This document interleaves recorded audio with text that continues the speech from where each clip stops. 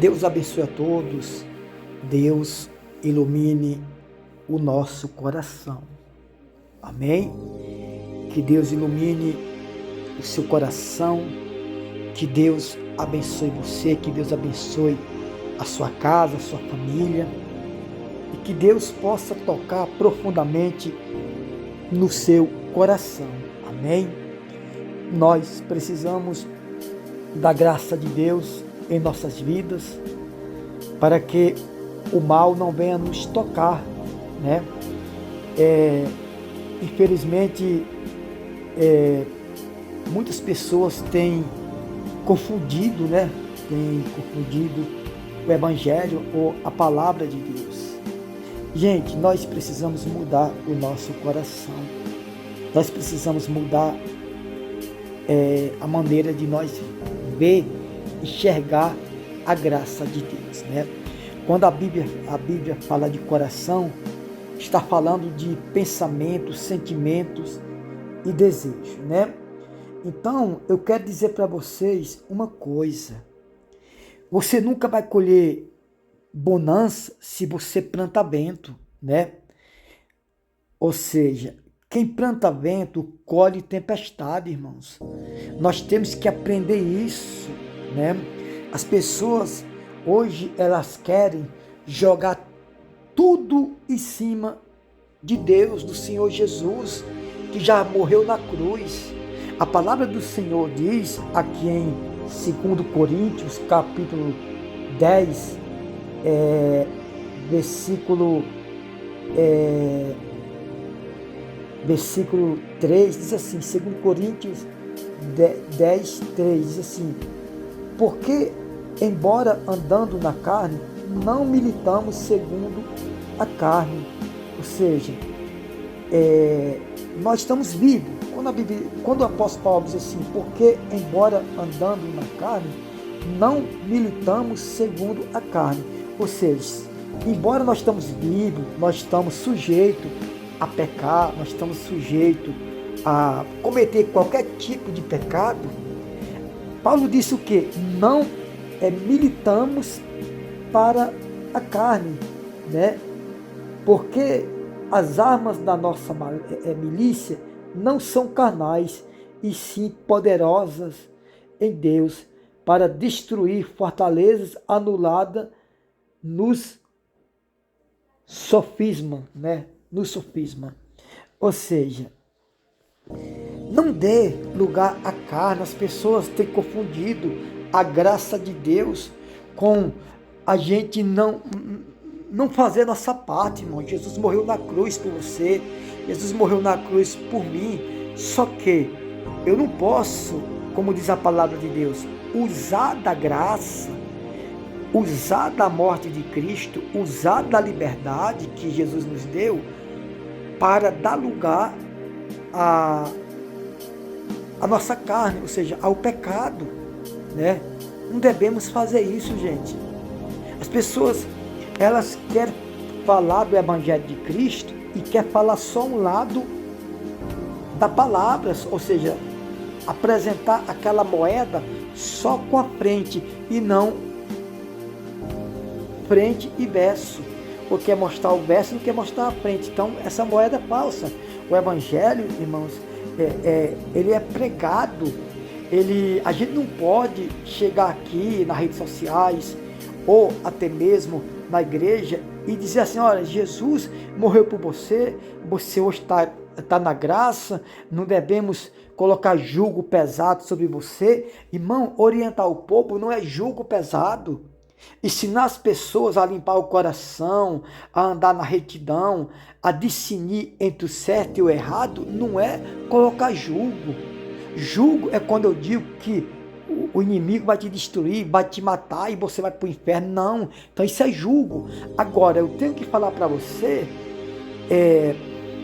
que Jesus morreu na cruz por você, mas ele também disse: esse é o pão e esse aqui é o sangue derramado em favor de muitos. Ou seja, muitos, não é todos. Muitos, gente, não é todos. E não adianta eu dizer que o Brasil é um país cristão, é um país convertido, que não é. Não é. Se fosse um país cristão, como muitos falam, não tinha tanta doença, tanta enfermidade, tanta injustiça, tanto abuso de preço, tanta miséria, o salário mínimo, uma desordem, uma catástrofe, né? O salário mínimo no Brasil, mal dá para você pagar um aluguel, a água e a luz e acabou, né? Mas por que isso? Porque a Bíblia diz que o pecado engana e destrói, irmão.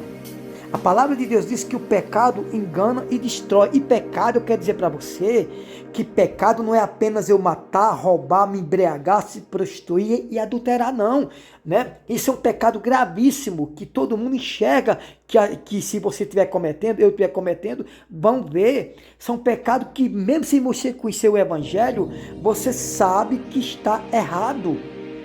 Não precisa você conhecer o Evangelho para você saber que matar, roubar, se prostituir, adulterar, se embriagar, é pecado, né? Mas existe pecado incubado, alojado, escondido dentro do coração das pessoas: avareza, egoísmo, prepotência, soberba, ganância por poder, ganância por dinheiro.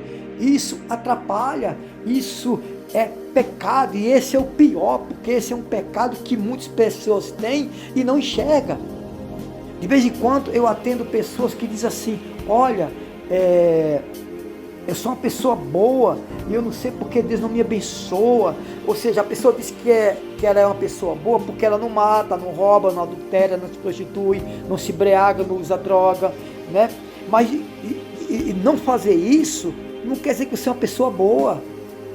Às vezes você não é abençoado porque você não faz nada errado, mas também não faz nada certo, né? E o Brasil, gente, se não abrir os olhos espirituais, né? Ou os olhos espirituais, o Brasil vai ter problema. Vai ter problema. Porque Jesus morreu na cruz, mas nós temos que fazer a nossa parte. Ele já fez a parte dele. Nós temos que fazer a nossa. Como? Obedecendo e olhando para princípio, gente. Olhando para Deus, obedecendo as Escrituras. Irmãos, obedecer a palavra de Deus não é julgo. A gente discernir entre a mão direita e a esquerda não é julgo.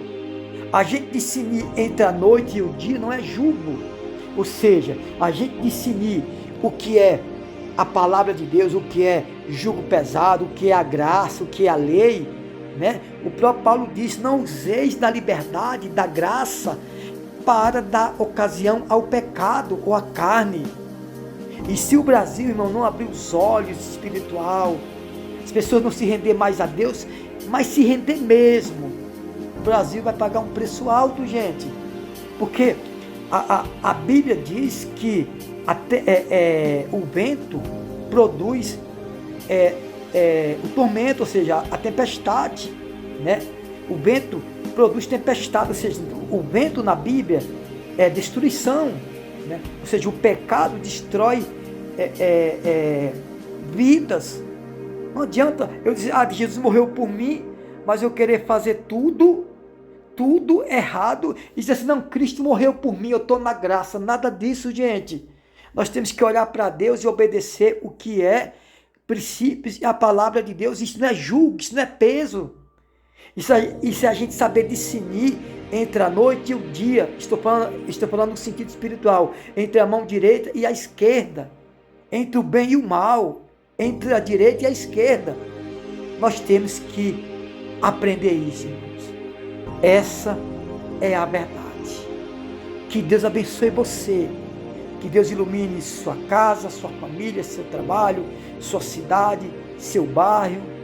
Deus ilumine o seu estado, o seu país. Que Deus abençoe você, mas plante coisas boas para você colher frutos magníficos, frutos abençoados, tá bom?